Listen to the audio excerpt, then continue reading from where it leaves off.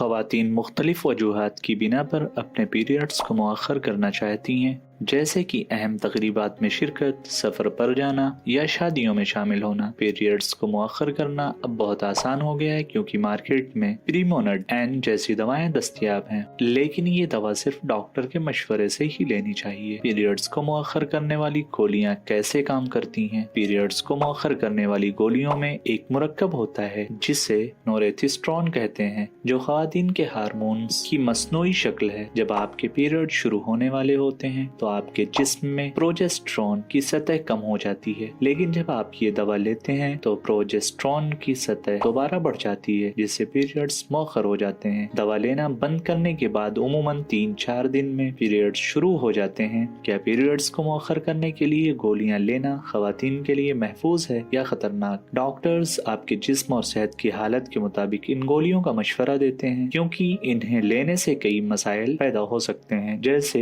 1 hormones की बेइतदाली, 2 बेकायदा periods, 3 दाने और खुजली, 4 मिजाज में तब्दीलियां, 5 वजन में इजाफा, 6 चक्कर आना, सर दर्द और माइग्रेन। इसलिए जब तक जरूरी ना हो इन गोलियों का इस्तेमाल ना करें। कौन सी ख़वातीन को प्रीमोनड गोलियां नहीं लेनी चाहिए, ये जानने के लिए हमारी अगली वीडियो देखें। तब तक हमारे चैनल मेडफिकी को सब्सक्राइब करें।